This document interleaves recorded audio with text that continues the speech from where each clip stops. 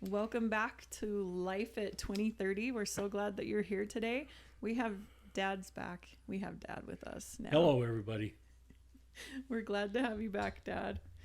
You were just telling us the story about what happened with this crazy lady by your sidewalk and front porch. I want to hear about that again. Yeah, it was kind of cold outside, and there was this gal. I put her mid-20s, maybe, and she had really short shorts on and slippers, and she had a plaid red and black hunting jacket that was tied across her chest.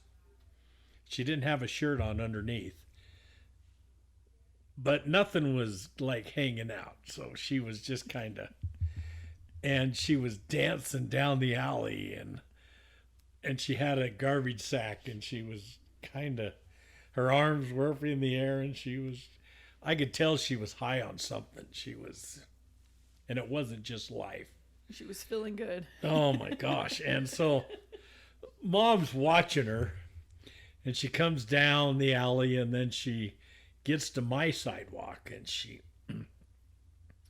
goes a little bit towards 21st, and then she turns around and dances over to my gate, and then she puts her bag on the ground, and she lifts up the lever and opens up my gate and dances up my sidewalk and up the steps to my front porch.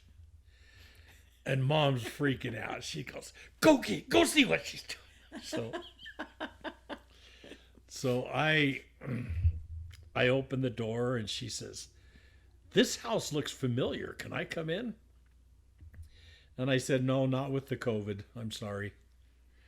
She says, "Okay." And I had some drinks on the porch, and she said, "Could I have some drinks?" And I said, "You bet, you can have some drinks." And so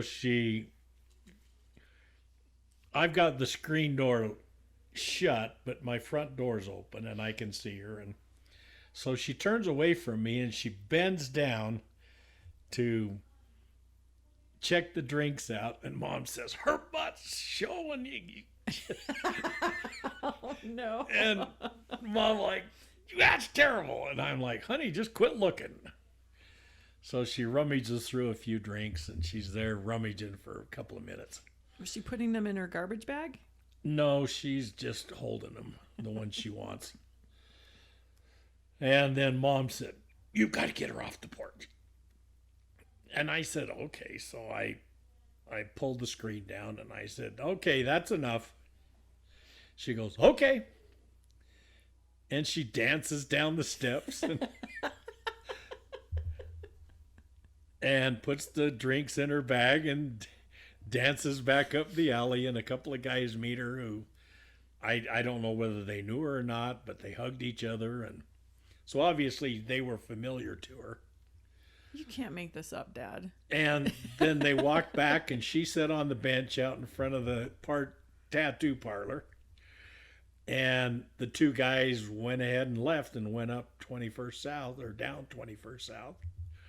And she sat there on the bench for a bit and opened up a drink and started drinking it. And then she got up and danced on down 21st towards the track station. You don't even need TV. No, I don't. You just look outside. I leave my door open and my window open, and I have big screen TVs all over the place. This kind of stuff has happened. I mean, just the street we live on, right? There are some episodes that we have planned to talk about our street, but that business in your backyard used to be an insurance company, and now it's a tattoo parlor. So you've had even more entertainment. Right. To the side of me and to the back of me, I have a car lot, a tattoo parlor, a tax man, and a computer guy who they do taxes for mostly African immigrants. And he specializes in taxes for African immigrants. So he's been helping people get their stimulus because they didn't do a tax return. And then next to him is a cable guy who lives there. What? He hooks up Dish Network, but he's a Mario, and he lives there. Oh my And then gosh. next to them are the massage parlor, and the Chinese ladies do massages or whatever they do. And people park in front of my house. They don't want to park in the parking lot in case the cops come, because the tattoo parlor's been shut down a couple of times. And the massage place too. Right. Or the massage place has been shut down a couple of times. And we've given the Chinese ladies Book of Mormons. In In Chinese, yes. So Oh, Dad. we're trying to right their wrongs. You can get every need met just within 20 feet. And Mom always gets disgusted with the people that park in front of our house. She wants me to go out and say, can't you at least park at the massage parlor? Right. Or across the street, you have a big car wash as well. And I have a car wash. And I mean, there are not many times that you can walk to your car without getting whistled at. So it's entertaining. It's I love my street. I love my neighborhood. You know, throughout the years, I just don't think it's changed much, right? Just No. You find craziness everywhere. Yeah, I can't wait. I find for it's that better to live in the den of thieves because they don't steal from us. They just steal from everybody else. Other than that, we've lost about 5 or 6 bikes. Yeah. Well, and then your tiller that one day. Yeah, but I got the tiller back. You should tell And that. then That's Delbert so destroyed it, funny. so that was okay. So your garage wasn't locked, and that was before you locked your back fence. Right. You And have this- to tell that.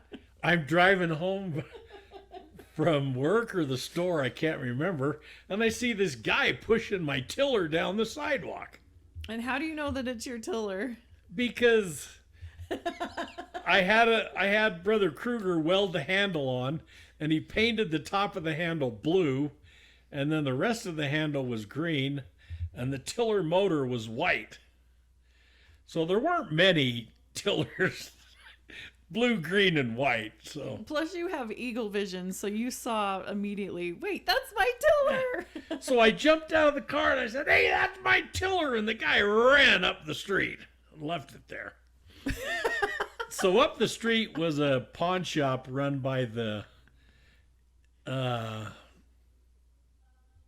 polygamist, the King. I can't remember what their names were. I have no idea. Kingston clan. And so I called the police and I told him that this guy had been stealing from me and he went up and pawned the stuff. So the police sent some detectives up there and I told them what things I'd lost and gave descriptions of it. And so the police went up there and recognized the guy. The pawn shop people did. And so the police came in and investigated and closed the pawn shop down because only about 20% of the stuff had actual thumbprints to it too. The thumbprint was supposed to be identification. And this guy was a felon and they should never have pawned the stuff. Right. Did you get your stuff back? I got my compressor back, and when they were closing the store down, the policeman says, "We have an aluminum ladder, and it's probably yours." And my aluminum ladder, I told them it was about 12 feet long, and they brought me a 30-foot aluminum ladder. Perfect. I said, "That's bigger than mine." He says, "It doesn't matter." That's funny. Tell me about the tiller, though, because the guy runs away. He runs away, so I pick the tiller up and throw it in my trunk and haul it back to the house. How did you do that? Those I don't things know. are so I just heavy. picked it up. It was just a 5 horsepower front tine tiller. So one day my neighbor wanted to borrow it, and so I let him borrow it, and he was kind of accident prone. I love him though. He was a great guy, but really accident prone, and he called me up and said my tiller didn't work, and So I went over and he explained to me that he was tilling and ran the tiller into the back of his trailer. And he said it made a crack in a part of the tiller. And he said this black stuff was coming out. And he said all of a sudden the tiller started jumping up and down in the air and smoking. And he said, and finally it quit. Well, what had happened is he'd run into the back of the trailer and he broke the housing of the tiller and broke the oil pan on it. And so all the oil drained out. So the tiller was jumping up and down. Choking to death. And it finally died. So I found another tiller that was bad. All the tilling parts were bad, but the engine was good. So I bought that tiller and replaced the engine. And I'm sitting there by my garage. I just got the tiller put back together, changed the oil in it, put new gas in it, and I just fired it up when he came driving by. And he says, "Oh, you got it fixed. I need to borrow it again." Oh, man. Did you loan it to him? I loaned it to him. That was your own discretion, Dad. Then he called me up and he said, "I can't get it off the fence." What? Well, he got too close to the chain link fence and the tiller climbed the fence and got wound up in the chain link fence. So I had to take my wire cutters over and we had to cut it out of the fence. But it didn't break, like No, the tiller. no. Is that when the tiller, that section was white? Because you replaced the engine? Right. And so then, obviously, you knew that was your tiller. Right. So I don't know. And then when you got home and you told us the story and your eyes were all wild and how you said you had that push of adrenaline, then you said, "Okay, I need people to help me get it out of the trunk." I couldn't get it out of the trunk, but I got it in. Oh, you have had some fun, Dad. No wonder you never want to move from that street. And that guy was supposed to give me restitution, but he never did. Oh, from the pawn shop? Right. The courts had granted me restitution, and that's twice that I never got restitution. From someone stealing stuff from you? No, I loaned my grandson Sam my car Oh, yeah. so he could get his driver's license. Like get his practice hours. Right. So I wanted it. So he borrowed my car to get the 40 hours. And I went down to see him one night, and he said the car was almost out of gas. So I took it and went down and filled it up and brought it back and parked it in front of his house. And that night, I think he was 17-year-old young man with his 44-year-old mother, both of them on grass, running from the police, broadsided my car at the bottom of the street. They were running from the police. Sounds like their street is a fun one too. And if they hadn't hit the car, they would have gone directly into the bedroom. Whoa. So my car saved them from going through the house. But the kid running from the cops ran through Sherry's vinyl fence and jumped the fence and fell in the canal. Are you kidding me? So the police caught him and his mother. Oh, where was the mom? Because if he ran, where was she? Do you remember? She stayed in the car. He left her behind. She was bewildered. What just happened? And so the courts granted me restitution, and I haven't seen any since. I'm sorry.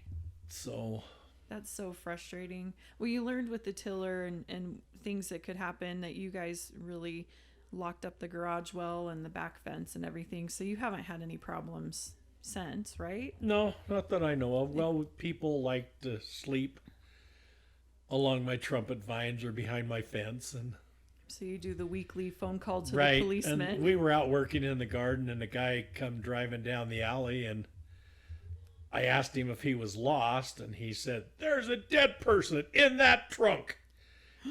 What? And I said, "How do you know?" He says, "I know. Look at the car moving." And I said, "Sir, if the car's moving, the person's not dead." That's true. And he's like, I need to talk to the guy that owns that car. There's a dead person in the trunk. So we called up the owner of the house, and he came out. And the guy yelled at him for a minute. And I stayed there with my Sawzall in case we needed to cut the guy in pieces. But Oh no, in the trunk? well, no, the guy in the car. The guy in the Jeep was kind of weird. Were you secretly filming this, Dad? Please say yes. No, Mom and I were just back there in the backyard, and so the guy finally backed out. And as he's leaving, we had called the police. And as he was leaving, he says, "I'm gonna kill that guy." And the guy's the nicest guy. Him and his wife are Hispanic, and they have a cute little boy, and this guy obviously was on something. And the police came, and we had a good talk with them. And of course, Grandma sent the police away with goodies and Drink. drinks. And Are you on a first name basis with the policeman? yeah, the police department and I fly blue line flags on my flagpole, and red line and green line flags. And so you're a safe place for the police. And the policeman says, "We appreciate driving by your house and seeing those flags up." And for you working with them to keep your neighborhood safe. Right. And that's not an easy feat right now. I'm sorry. But see, Dad, this is a good segue into, there's a few things that we've done to add to the craziness of this neighborhood. That there was a time where, well, I was pregnant with Jake, so this was 17 years ago. And I really don't know why. And maybe we talked about this before. I don't know. I don't think we did. Oh, when you hit the guy? No, yeah, we talked about that. Yeah, we talked about that. That was my bad. So I was pregnant with Jake. Emily was a couple of years old. And you and I and Emily and Jake and Sam and Johnny were walking along the neighborhood, the main street, walking to your house. I don't know why we were walking, but we found I think we saw the yard sale, so I think we went to it. Yeah, but usually we didn't go for walks, which was the funny thing. I mean, I did, but like you and I never did. Did you live at that house down there? We lived a couple streets up from it. So all of a sudden we are at this yard sale with my nephews, with my kids, and with Dad. And we see a crib mattress, and I needed a crib mattress, and we bought some clothes that came with little hangers, and Sammy and Johnny, we got them a little rake and shovel that was like kid size. And I had the diaper bag and the baby and, just everything. And we're walking towards your house, and cars are driving by and kind of looking at us twice. Because we look like a homeless bunch. So we made up this story. What do we look like to these people? We have child labor because they have their tools. So I have a mattress on my head. You were walking with it. We had the clothes that we just got from the yard sale hanging from the stroller. I'm pregnant. And I mean, all this was just happening. We were just laughing so hard at how we must have looked and how we added to the ambiance of the neighborhood. Yep. So it wasn't anything weird to see someone Everybody walking. that drove by looked at us like we were weird. And I guess if we would have seen ourselves, we were weird. That's why we were laughing, because we were just imagining. I mean, how else are you supposed to hold a crib mattress than on your head? I don't know. Right? It wasn't my intention to have a crib mattress at the time. So, yeah, we just put that on ourselves sometimes. And then when we were growing up, you and Sherry were waiting to pick me up from work when I was working at Subway. Oh, yeah. Julie was working at Subway, and Sherry and I were in the parking lot. And this car drove up, and we heard Julie say something, but it wasn't very loud. "May I help you?" And the person never said anything. And all of a sudden, Julie, in a loud voice, said, "Hello?" And it shocked Sherry and I so bad. That speaker, anyway, sounded so loud. You could hear it at 7-Eleven We across laughed. the street. We were laughing. Because it was so unlike Julie. I think I just worked 8 hours and she wasn't saying anything and I just wanted to go home. So I'm like, hello, get your order. That's funny. Well, I want to talk about some of the experiences that we've had. I mean, just because I'm trying to outline these, and so it's hard to be like, oh, what do we say, Dad, with you? So I'm just thinking of some memories and some experiences that Dad and I had together, like walking down Main Street with a mattress on Dad's head. My first memory with you, Dad, is you were pushing me on a bike. I was learning how to ride a bike, and I crashed immediately into a car. Everybody riding a bike, learn how to ride a bike, runs into a car. I think you're right. That's a rite of passage. We have to run into a car. Hopefully not a moving car, but... Except there was a girl on our street who would run into only one car on the street if there was only one car. That's true. And then one day, Sherry and I were riding bikes, and she said, I'm going to close my eyes. Let me know if a car is coming. And then not too long later, she runs into a parked car. She said, Julie, you were supposed to tell me. And I said, I thought you meant one that was moving. Yeah, I felt bad about that. And then also, you built us this really cool loft. I know we've talked about that. That was the coolest thing. And in the morning, you would come in and shake it to wake us up on the weekends. Well, the kids complained that they didn't have enough room in their room. And so while they were at school, I went and got some tall 4x4s and some 2x4s, and I measured it so that a queen size mattress would sit about 4.5 feet off the ground, halfway between the floor and the ceiling. And so I built it really good and made a ladder and a handrail and threw a queen size mattress up there and a little shelf so they could put all their stuff on it and all their dressers underneath, and it really cleared up that room. And it gave them the whole room. They came home from school and I was done and they were ready to go to bed and that. And if they didn't get up in the morning, I'd grab one leg of it and I'd go, earthquake, and I'd lift the bed up and down and shake it. And until we started laughing. You know, and then you guys even had enough room to put Allison's crib under the loft, which was the safest place, actually. Right. And when she would cry in the night, we would just throw our stuffed animals into her crib and just be like, be quiet. Or they'd let Jeff and Allison sleep with them. Only that was kind of dangerous because the kids would fall out of the bed. Yeah. One morning we woke up and Jeff was on top of the dresser and Allison was in one of the drawers. Yeah, that happened. There were some crazy Allison should have been dead a long time ago. Yeah. And then Sherry dropped a pillow out of the loft on accident. She was reaching through the slats to try to, reach 4 feet down to get it. And Jim was walking by to go to the bathroom and he grabbed her hand and she turns to me, Julie, someone has my hand. That was funny. So in one day you built that loft and one day you took it down. I thought you were the coolest dad ever to build that thing for us. It was fun. Great memories, except in the middle of the night going down the stairs, and I always imagined the floor was covered in bugs, and then I'd run to the bathroom. But Saturday mornings were special to me. Those are some special memories because you were the happiest. You didn't have to go to work. You were with our family, and you'd come in our room. You'd burst into our room. If you didn't already do the earthquake thing with the loft, then you'd start screaming the BYU fight song. Rise and shout, the Cougars are out.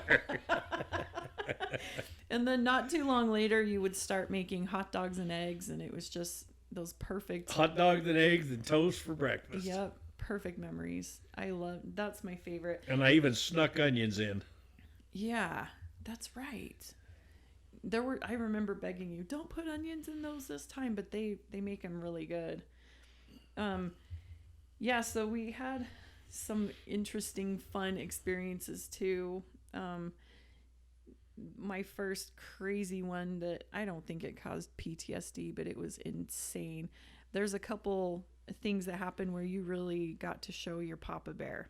And This one was a hard experience. I was in the 6th grade and I had studied for hours and hours with my best friend who was my component in the, I mean, no, the contender. Opponent. Sorry. I can speak in the spelling bee. And so it was just my friend and I that we'd studied, and it was just us two left. And I think we had just been going on really long and the audience was getting bored. And they eventually they picked the winner that they wanted, and every time I spelled the word right, the entire audience except you guys would boo. Maybe not the entire audience, maybe in my 11-year-old mind it just felt like the whole room was booing. And then my friend would spell it right and everyone cheered. And so eventually, round after round, I just said, I'm so tired of this, but I was focusing on you guys, trying to just listen for your cheers through everything, and that really helped. And we were told as an audience not to cheer or clap until the end of the spelling bee. But we were basically the only ones that were obeying the rules. Right. You were trying, and that was really hard, wasn't it? That was the first time you saw your kid. And they apologized to you. Yeah, the announcer. And they should have done it over again. Yeah, because I was getting so flustered and I was so done that I'm pretty sure on purpose I spelled the word wrong so I could just end it. But that was the first time that I really realized how much you guys rally around as a family and the strength of family. And it was just incredible to me. And that must have honestly been the hardest thing for you to watch, your kid being dragged through the mire of. Yeah, it wasn't fun. But the people wouldn't obey the rules, and the schools should have done something, but they didn't. Yeah, I remember you I think they just wanted it to be over. Yeah. That would have been, I don't know if I would have redone it. Well, I let them know how I felt anyway. And that was an amazing example. And then there was another experience in college. It was the craziest thing ever. The teacher was going to be out of town, and she gave an assignment for the teacher's assistant to just show us the clip of a certain movie and then have us write a tiny little paragraph on it, just to count that we were there and everything. And the research assistant was like, well, I'm going to make it easier on you guys. I'm going to show the entire movie, but you still do have to write the paragraph and you have to watch the movie or you will fail the class. And it really bothered me. This movie was not a very good one. It was a gang that was killing this homeless guy. They were beating him, and I really am careful I try to be careful what I watch, and it just left me with such a bad feeling. And I went home and was talking to you, just so upset, saying tomorrow I have to go back and finish the rest of this movie. And the teacher's aide said, if I don't, then I'm going to fail the class. Like, he told all of us that. And your Papa Bear came out again, because I wasn't going to do anything. I was just going to read or just close my eyes and not watch it. Well, teachers' aides sometimes get big heads and feel like they own the classroom, when in reality they don't. And so I just called the University of Utah, and I said, I want to talk to your dean. And so they put me through to an assistant dean, and I explained to her what was going on in the classroom, and that he was requiring them to watch the whole filthy movie or they wouldn't pass the class. And I said, that's not the teacher's instructions. I don't believe that the professor did that. And I said, I'm disgusted. And she said, well, I'll look into it. And that's all I heard until Julie went back to class the next day. Yeah, and the teacher did call me that night, actually, and she said, I apologize. I did tell him to just show this little segment and for you guys to write a paragraph, and that was it, not to show the whole movie, because she said it really is a creepy movie if you watch the whole thing. So she was just trying to do, because this was research methods for psychology, and so she was showing the classical conditioning and trying to make a point. But You said, no, we're not going to do this. She apologized profusely. She talked with her research assistant. And the next day at school, guess what? He stands up in front of class because the teacher's still out of town. And he's like, one of you called and caused major problems.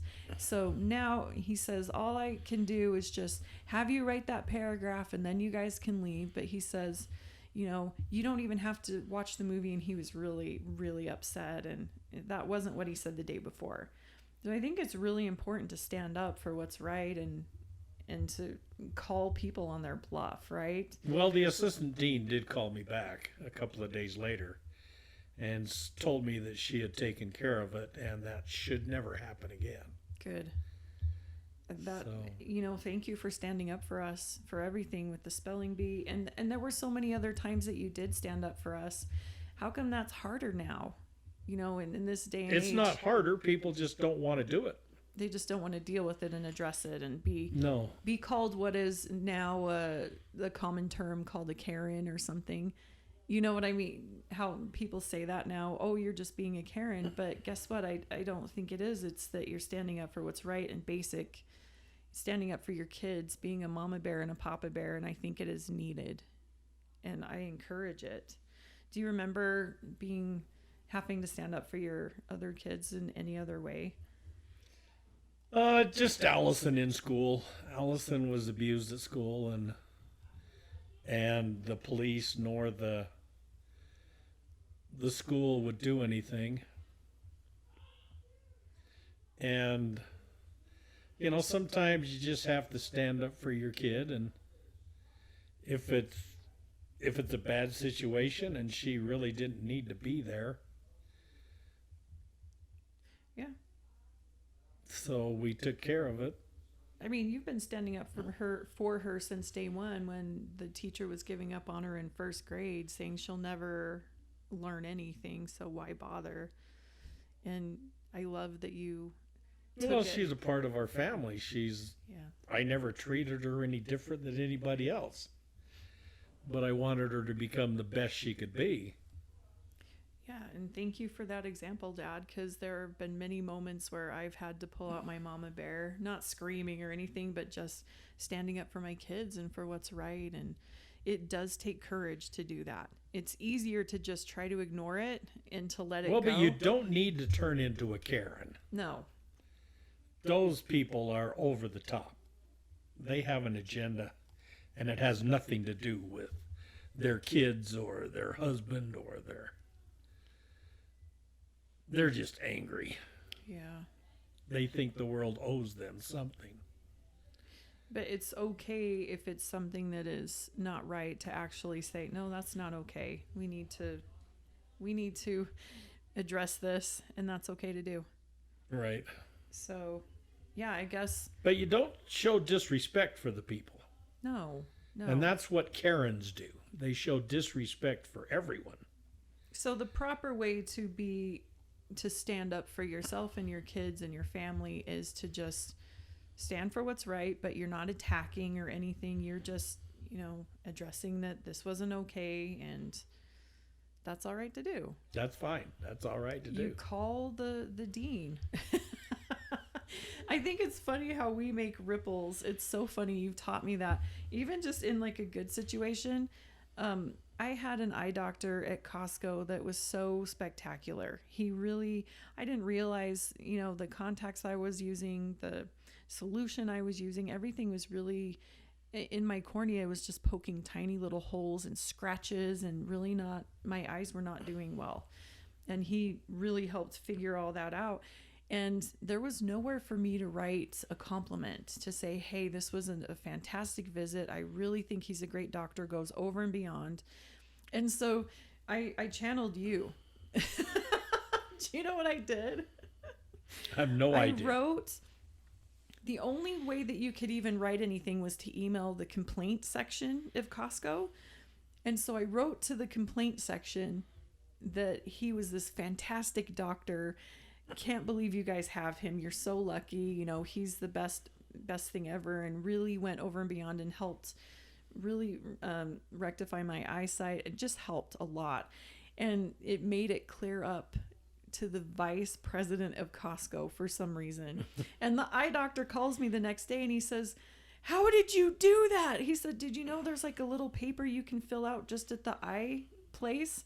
And I said, "No, I didn't know that." And so I did what I could, because people respond to positivity. Complaints. Yeah, they have to listen to the complaints, and for the complaint person to actually read a positive review, he went, "What?" I thought that was funny. So yeah, that's the opposite, I guess, of what we're talking about, but still, like, I channel you, and what would Dad do, and how does Dad make a good ripple? And I've learned too much from you, Dad. Then I've done my job. So, as a kid, it was funny, just all these things. I remember every Sunday rubbing your feet or making cookies, and You can make cookies all the time. and then we would always go and get refills for you. I don't think we've talked about that in the summer. That's a whole nother podcast. That was so funny. You hate root beer so much. I'm not a fan of root beer. And I think it was just because it was summertime and us kids were bored. And so you'd say, "Go get me a refill and don't get root beer." I'd give you enough money so you could play video games. And So we were gone for a while. And I think because you just reminded us not to get root beer, that's all we wanted. well, I knew you were going to get root beer the first one.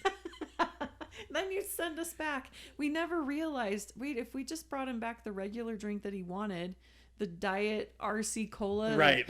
taste-free, salt-free, Everything free, yep. if we just brought that, then we wouldn't have had to go back across the sweltering road. And yeah, that was funny. I remember also, and this is just like in the last 7-8 years, you used to get Fridays off. And that was my favorite, because you would come to our house and we would make you breakfast, and you'd run the kids to school, and then we go see your parents, drop Allison off at the DI. Yep. And I always had a baby with me.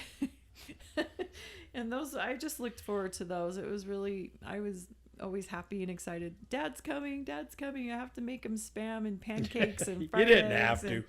Oh no, I wanted to. It's just fun. I just like being around you, and that shows what kind of a parent you are, because people want to be around you.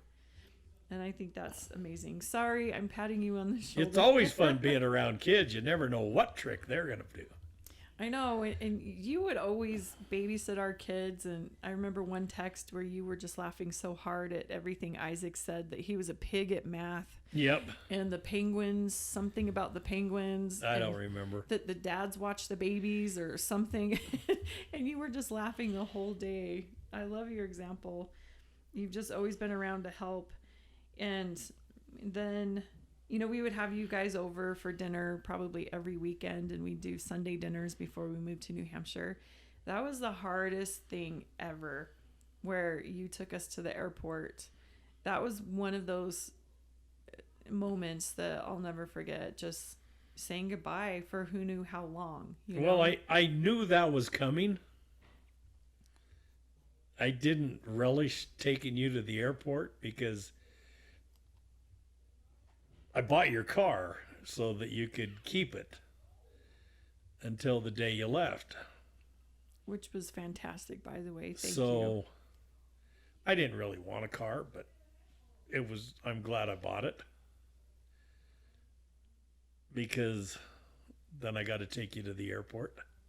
But then you were haunted by the echoes of all the laughter I and know, memories I in the know. van, and I'm so sorry. I just remember standing there with my kids and the cat and all of our luggage, and we had tied up every string in Utah, and we were moving across the country, and you were driving away, and it just hit me like a ton of bricks that it was real, and we were moving, and when's the next time I get to see my parents? And that was really, really Yeah, that hard. was tough. That was hard. And Mom and I just recorded a podcast on gratitude, and I had to dig deep and really focus on what I was grateful for. And I was grateful that we could video chat with you guys and call you Yeah. whenever. And it was good to hear from you and just to know that everything was still going on in Utah. And I was still more grateful crazy. for Amazon and free shipping. You helped us with that first winter where it was so cold and sent all of that putty, the We plumbers. found all kinds of stuff to Oh. make their house Our sealed up. house was so cold. I put blankets over every door, painter's tape around the seals of the doors, just everything possible. And that was such a blessing. You sent us this stuff that we could put in the window to stop it from the air from like actually flowing in. Yep. I would feel it blowing on us. My only regret was that I couldn't send enough Little Caesars pizza certificates. Oh, that was actually Isaac's. That was to his whole demise to find out the Little Caesars in New Hampshire. It was kind Was in of a store? scary. It was in a Kmart, and it was run by a couple people that always had glazed eyes. They would ask you the same question like 4 times. Wait, what do you want? You want pepper? You wanted cheese, right? No, we want pepperoni. And this is in a town with Dartmouth University. Well, I mean, no one wanted to run Little Caesars. Yeah, I right? know. And so we brought a pizza home, and one of them looked normal, and the other one looked so weird that Isaac wouldn't eat it. And that was unheard of. And so Isaac said, I don't even have Little Caesars I can eat. And he was sad. But that was, I really, truly realized how much you and Mom meant in our lives when you weren't in it as much. I felt like we lost really good friends, even though we didn't, and we're still forever Well, I'm glad family. you learned what you did. We learned so much, and we were John closer. needed to do what he did. Yeah, and he needed to see that New Hampshire was just, you have stuff in your head like, oh, it's going to be perfect when I was a kid and be the same. And we've even found moving back to Utah, it's definitely not the same as when we left it. Yeah. The world has gone crazy. I mean, a house is just wood and plaster if no one's there. I mean, I have no regrets not buying my mom and dad's house. Oh, yeah. I don't blame you. And the cousins that did have done a beautiful Yeah, job I love with it. what they've done with it. That'd be so fun to walk through there and see. I mean, the Yeah. neighborhood wasn't the same. Nothing's the same. Yeah, it's true. But I'm just so excited. Then we moved to Bozeman, and you and Mom and Allison came for Thanksgiving, and and we said, hey, let's go for a drive up this canyon, and the roads are white and icy and slippery, and you were so nervous. I'm like, I'm never getting out of this canyon. You were probably 4 or 5 months, if that, just coming off of sepsis and not feeling good and Right. having that major infection. And so you were your nerves were shot anyway. So we're driving. You got to tell. I love how you tell it going up Highlight Canyon. Well, we're going up this canyon, and I needed new tires on the car and never anticipated going up this canyon. And it looked like we were going down the canyon, and my whole mind, as we're going down these hills, there's cars slid off, and There were a few. Yeah. yeah, and I'm thinking, I am never going to make it up this hill, and I am never going to make it up this hill, and the next hill, and the next. And when we finally make it to this little place that was a lake, I think, frozen over lake, Yeah. I'm like, I'm never getting out of here. And I guess I was a little disgusted that we had gone there. Oh, just because you've never really driven on those kind of roads. And Well, I have, but in buses and cars, and the front tires of the van weren't what I would have gone there with.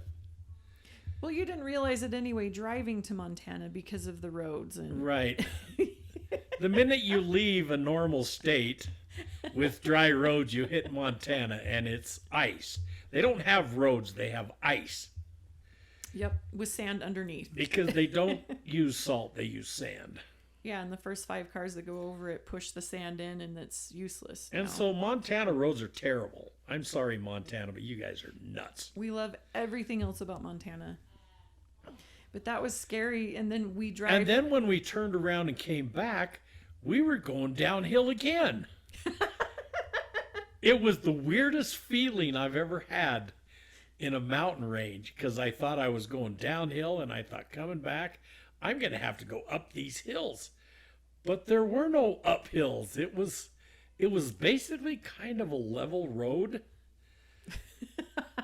So the whole way up, you're just, what are these kids doing? If I could have driven that road in the summertime, I wouldn't have had the anxiety that I did. Even actually driving it in the summertime doesn't have that same effect for some reason. It's weird. Only in the snow, you're just seemingly going. So when you're driving back, you're thinking, oh, this was really fun. This I actually is liked easy. this. Oh, hey, your son-in-law loves to have you have adventures with us, and we got some good drone footage, and we had a fun time. And So, yeah. I mean, it was fun. The second time we went up there was way more fun. Did you go up there a second time? Well, yeah, we took the huge van with everybody.